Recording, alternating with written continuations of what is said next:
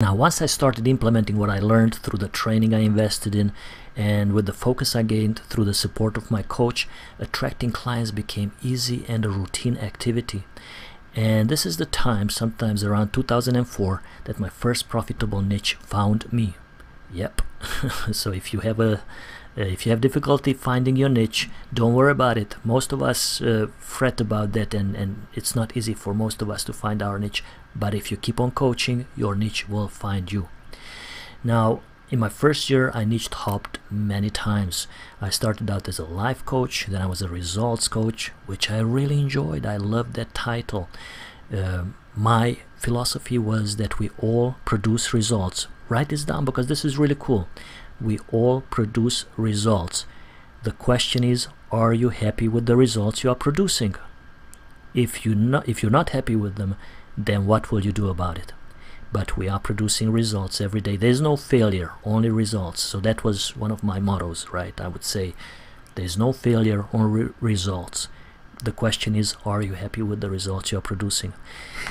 But I didn't know how to promote myself. Also, my website did not show me as a true professional. It was not focused enough, and I could not get clients back then. Now, if I became a results coach, I could be very successful with that. I might even steer back to it because I love the philosophy that I built behind it. And then my first niche where I started getting paying clients, like literally 2-3 new clients a week, was small business coach, where I was helping brick and mortar businesses either with startup, or if they were struggling, then I was helping them gain some clarity and teach them how to market. Because remember, I had more than 10 years experience managing a brick and mortar business before. Now, I noticed that no matter what niche I was serving, our coaching sessions would end up being spent on communication and relationships related challenges. So in my second year, I shifted completely to relationship coaching. And as at this time I was avidly devouring any marketing course I could put my hands on, I learned that I needed to pick a clear target market, or what many of us call an ideal client, who I could easily find, right? Who had at least one major challenge and who could afford my fees. And this is crucial. Many of you have a niche or have a elevator pitch, a vision statement, but put it through this test. Write this down. This should be on your wall. Can you find easily your ideal client? Does your ideal client have at least one major challenge? Point 2b, which is not here, is that is this major challenge so major that they are willing to pay for it big bucks, whatever your fee is? And then the third, could they afford your fees?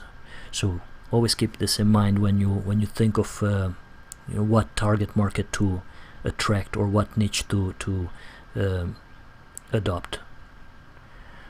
For me, picking my target market became pretty easy because by that time I had quite a few clients who were small business owners and managers at companies of various sizes. So for me, narrowing down my target market by that time was pretty easy, because by the time I decided to transition from small business coaching to relationship coaching, by then I coached many clients, probably at least 24 clients who were either small business owners or managers at companies of various sizes. And I noticed that management professionals were more readily willing to invest in my services. Also, more often than not, it was the company who paid for my services.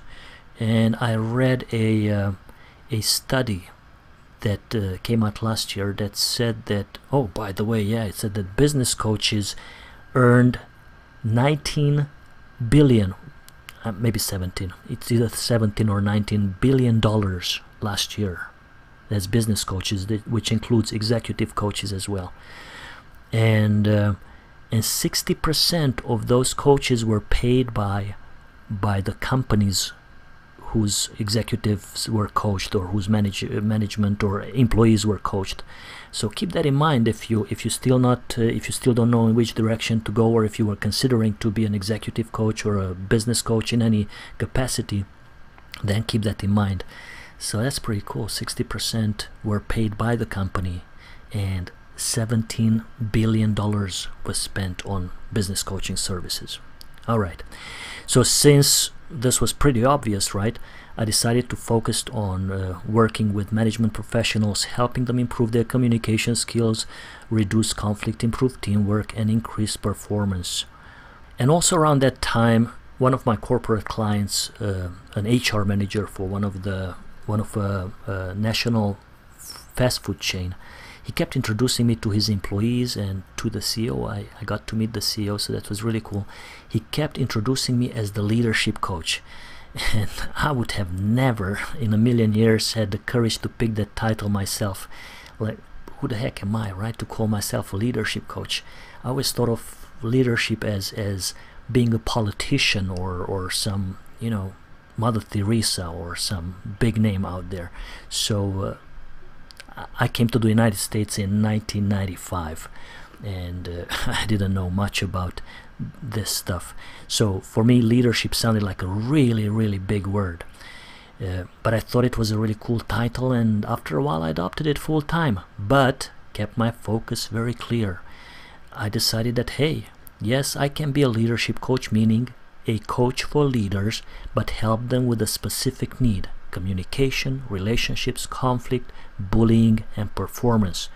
And looks like performance is a what is it called, the odd one out, because it's not communication or relationship related. Well, most of my workshops and lots of my coaching was based on the DISC behavioral model.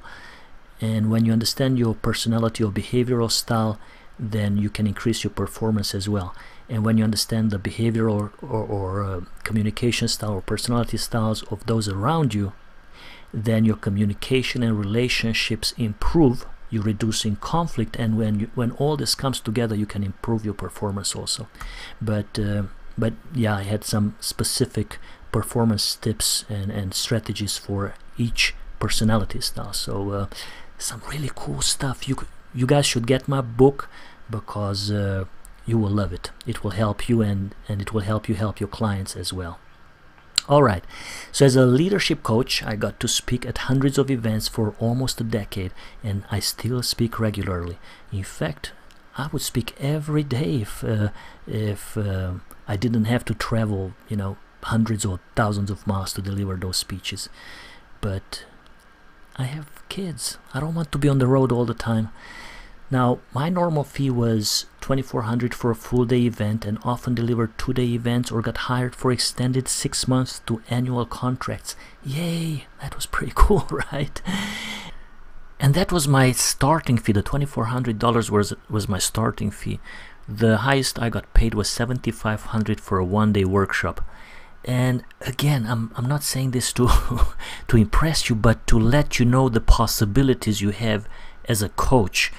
And if you start delivering some of your coaching materials in workshop format, and it's really easy to put it together.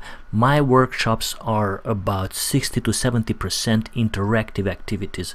I barely speak, I facilitate, and my attendees, they learn through self-discovery. They just go through these exercises, and people love it. I have binders and binders full of feedback, and people love the interactive activities, the group activities, and they like it that I have this conversational style. So these are the feedback that I get back all the time.